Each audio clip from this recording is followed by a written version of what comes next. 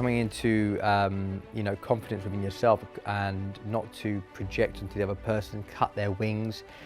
You know, you want to empower your partner, not disempower because of your fears.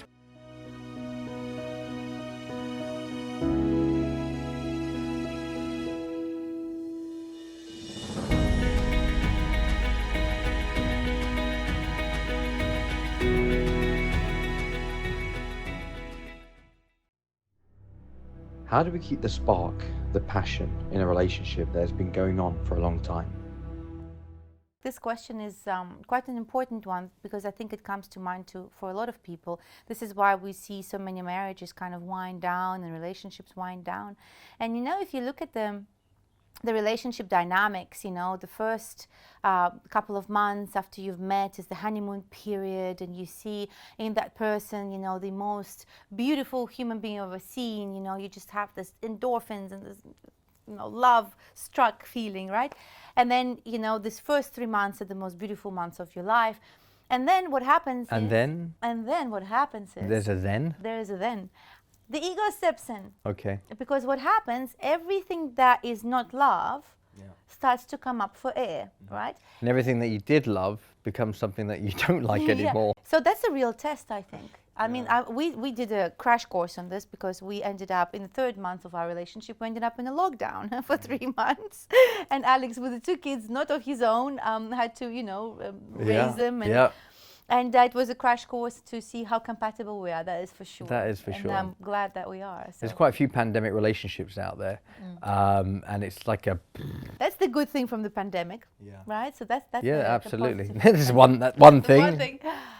But yeah, so this is the important part there is that when these things come up and the ego starts to play up, and then what happens is we start to filter that person through all the previous experiences we've had with our parents and, you know, with our siblings, and it starts to kind of filter through and project onto this one person.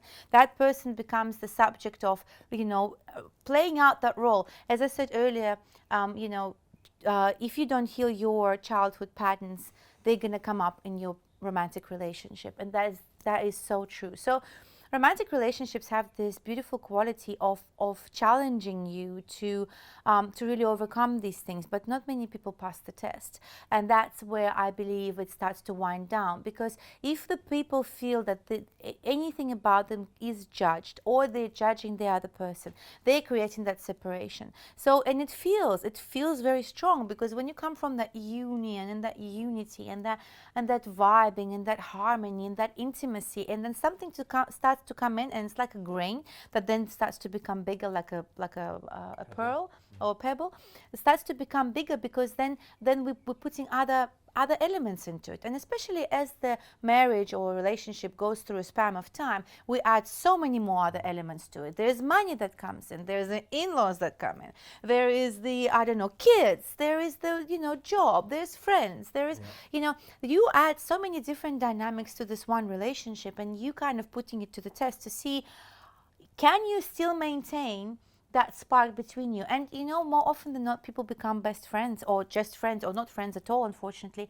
That starts to kind of like mutate into the relationship that is the safest. This is the most important part, is that the reason why things start to wind down and the spark goes is that when people start to opt for a safer route in a relationship, and they take on a role that is safer. Safer role means that, you know, maybe there is less challenging. Yeah. Is that true? Yeah, that's true. Like, it's a cute things like that keeps the spark going. And obviously, you know, knowing that you're growing together. I mean, we're very much involved in each other's lives. You know, we don't go to a separate job and do something else that's unrelated, and that one doesn't have any relationship to it at all. We come back and, you know, we don't talk about it, because then how do you connect? Where is life?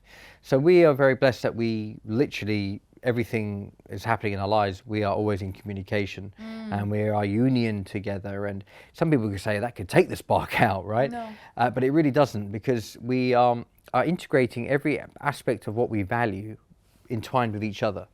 So our whole life becomes each other, but it also doesn't become dependent on each other. And I think the one important part about that is that we make time for ourselves and each other. Yeah. That's very important. It takes work before you jump into, it does take work to actually make it, you want to make the relationship work like anything. So if you think it's just, oh, I'm in it and that's enough, or we've got kids and I'm not going to put any effort in, whatever you put in, you're going to get out. And we, push ourselves, we push our boundaries. There's things that Julia's interested in and that maybe I wasn't so much in, but I'm not going to go with a skeptical scientific mind and go, hey, I'm not into that.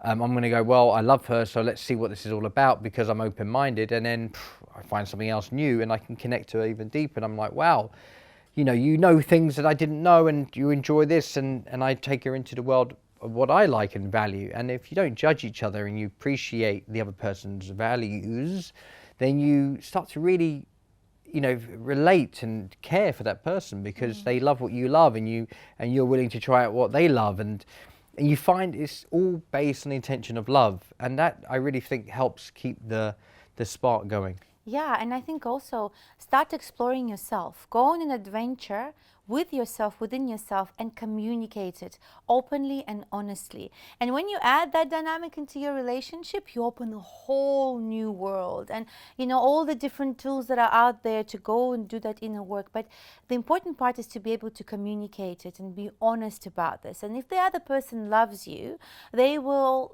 embrace that, right? Because in the essence of it all, love wants the other person to be happy.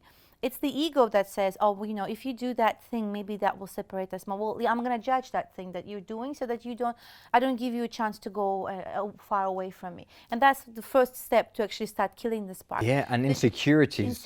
But the one thing that keeps the spark going is just allowing the person to be themselves and celebrating them for who they are. In order to do that, you have to be a pretty self-aware person. Yeah. So self-awareness is the spark in a relationship. Yeah, absolutely. Self-awareness is the spark in a relationship. And yeah, again, coming into, confidence within yourself, and not to project onto the other person, cut their wings. You want to empower your partner, not disempower because of your fears. When you start to empower them, they grow and become bigger. Suddenly you're like, wow, they're growing in front of your eyes. They're becoming more and more life affirming, which means that you look at yourself and go, right, I better grow as well. And then you grow together, and you're both becoming bigger people. You're becoming a bigger spark in the world. And that's ultimately what it's about. The new earth, and what we're about is to make sure we both spark and both shine as bright as we can shine. Yeah, and I think also having a purpose that you align in is that is bigger than who you are. Yeah. That definitely takes your relationship to the next Because it can take you out of any problem that you might have, because the purpose is that much bigger. No problem's ever big enough.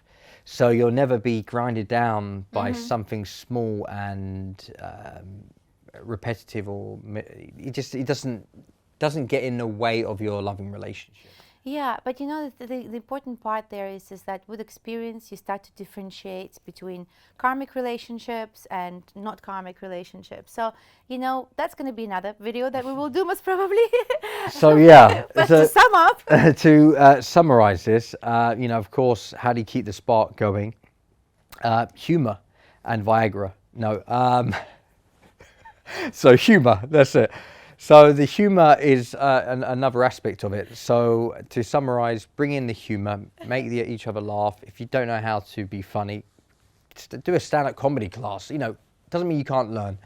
And be as truthful and transparent with one another, and align your purposes and visions with each other. Yeah, explore yourself and be able to communicate it. Find time for each other. Make sure it's an uninterrupted time. Yeah, and that's it. So guys, thank you so much. And yeah, any comments and any suggestions, anything at all, we just want to hear from you, because this is a community of togetherness. So it's not just about us, it's about you guys. Togetherness. To community of togetherness. So please do share, and looking forward to hearing more of your questions. Much love. Bye. Bye.